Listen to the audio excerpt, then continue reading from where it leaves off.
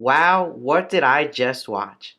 El Camino Christmas, supposedly a Christmas comedy, was one of the strangest, off-putting, and confusing movie experiences I've ever had in my life. The movie decides to have a weird opening where it's your classic, let's show the end scene to open and then go back to it and find out how we got there. The problem here is they show Dax Shepard against a cop car at a hostage situation, and his part of the story and where that exact moment continues later on at the end of the movie really isn't that crazy. That just begins the whole tone of this movie, that nothing really makes any sense. It is the exact feeling of watching a student film that is not very good. They decide to send us to the random 39 hours earlier number. We're introduced to the mysterious character of Eric, played by Nick Grimes, who is looking for his father. And then we're introduced to Jessica Alba, maybe the most important character in the movie, the reporter, who has no backstory, is pregnant, and just wants to get a good story that gets massive coverage out there. And right away in the beginning, my friend who I was watching the movie with, I said,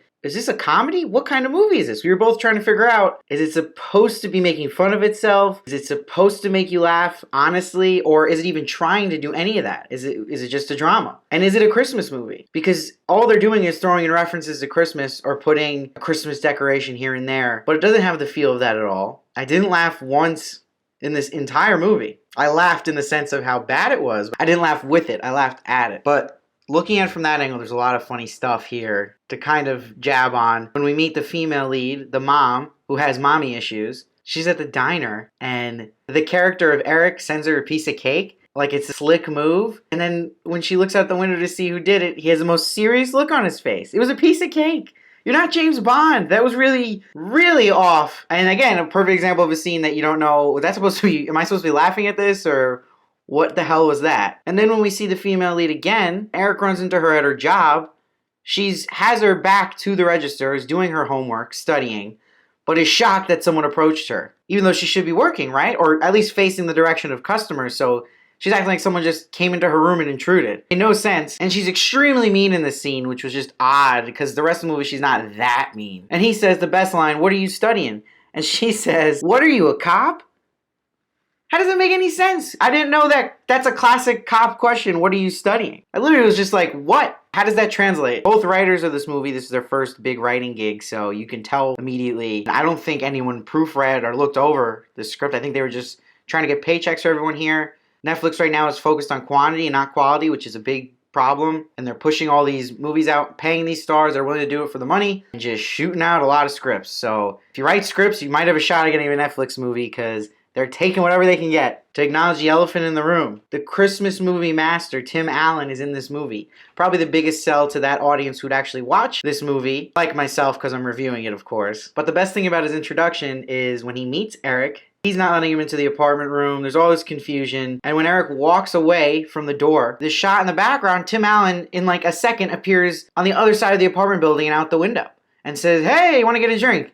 How'd he get there so fast? What kind of shot was that? That did not make any sense in time. He must have sprinted as fast as Usain Bolt going from his apartment room to the deck on the other side of the building. Again, was I supposed to laugh at this? Because it made me laugh hysterically. And then as we get to know Tim Allen's character, he's your old Vietnam vet, boozing away and smoking pot. I feel like Tim Allen was really excited about the script, got it, and was like, yes, this is my bad Santa role. Because he's always a good character in these Christmas movies he's in, and goofy. And now he knew I can be serious with it, be cool, and it was just an awful performance on his part. I'm not someone against Tim Allen, trust me, but this is why he hasn't been cast in a role like this before. And the camera shots in the bar scene with him were really bad. This was probably the worst shots I noticed in the movie, because in the scene when he's talking to Nick, shots are getting from the side. The focus is on the back of Tim Allen's head, and their mouths are like in the front of the screen, so it's really weird. It really feels like very amateur filmmaking all around, writing, directing, acting, and camera work. And there's a lot of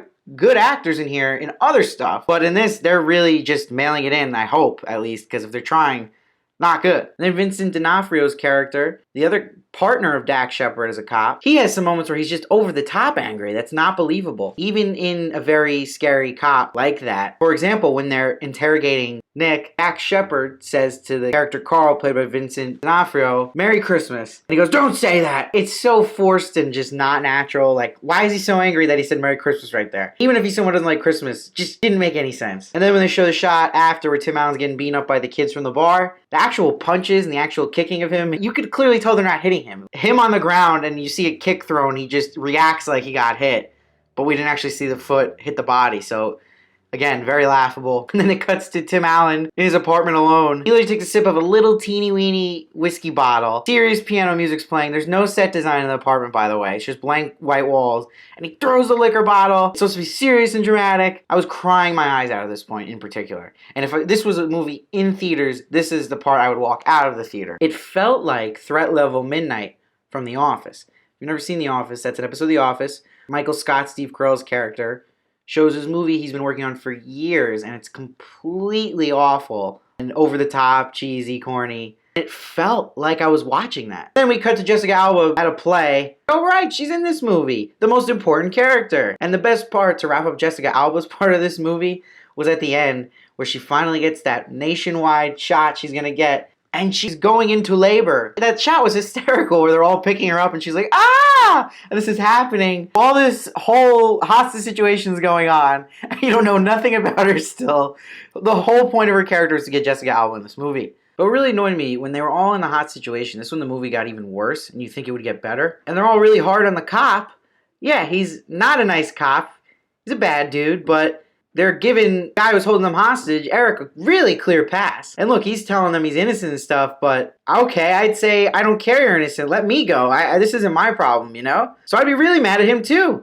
And then they're all like on his side and they're like yelling at the cop. And they're all getting like sympathetic to him in a situation where this guy is holding them hostage. Then when they decide to listen to that mean old cop in the liquor store, the funniest part of this movie, he looks at the store owner who had no purpose in this movie whatsoever. And he's like, remember when I took care of your sick wife? And then he says to the girl, remember when I ran your abusive boyfriend out of town? Still don't know how you even do that as a cop. Someone hits their girlfriend, but you get them out of town. Literally, like, don't come back here. Doesn't make sense. So over the top corny. She starts crying. And then he goes to the drunk Tim Allen, and you had your Vietnam sob stories. Doesn't say, though, what he helped him with. And throughout this, again, they're just throwing in random Christmas references, and Tim Allen's sole purpose in a lot of these scenes is just to throw in, well, it's Christmas, or Merry Christmas, and then he breaks out into song at one point. And again, my friend who was watching the movie with me suggested, hey, I think they're going to shoot him here, which I thought would be hysterical. Like, yeah, good call. That would be funny. But they didn't try to be funny here. They just let him sing and then he sat down. Missed opportunity. But again, in Netflix's menu, this is labeled as a comedy. I didn't laugh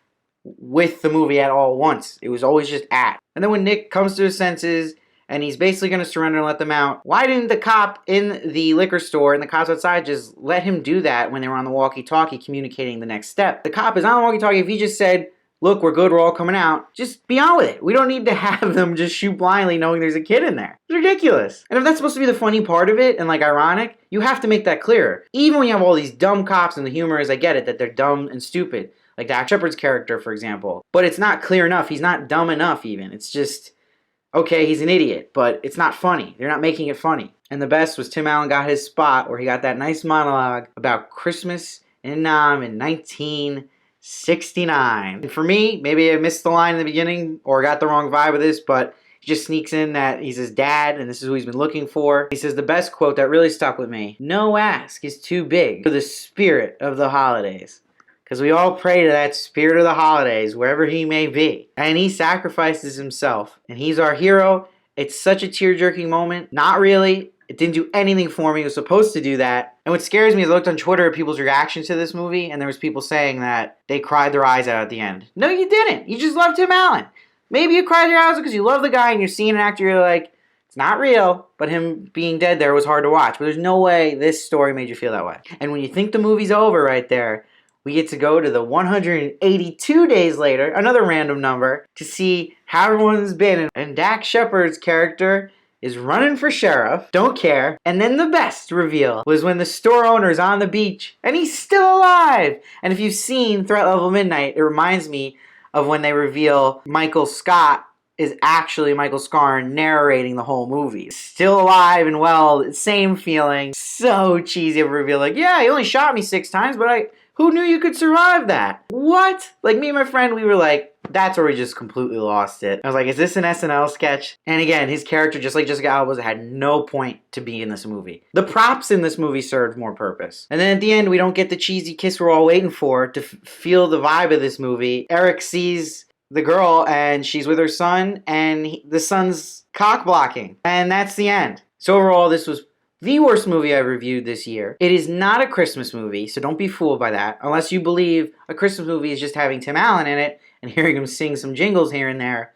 Sure, then maybe it is for you. So maybe if you look at it as a spoof, it's worth the watch, and it's not a good drama. So it's just a waste of time. I'm going to give it a 2. That's the lowest I've given anything. Show, movie, podcast, trailer, just a 2. But it can only go up from here. Please leave your comments below if you agree with me on any of this. Disagree? Maybe you liked it. Maybe I'm crazy. Please let me know down below what you think. What El Camino Christmas meant to you. Please subscribe to see more movie reviews, TV reviews, celebrity interviews, trailer reactions, and much more. Please follow me at Steve Varley1 on Twitter and Instagram, and keep coming back.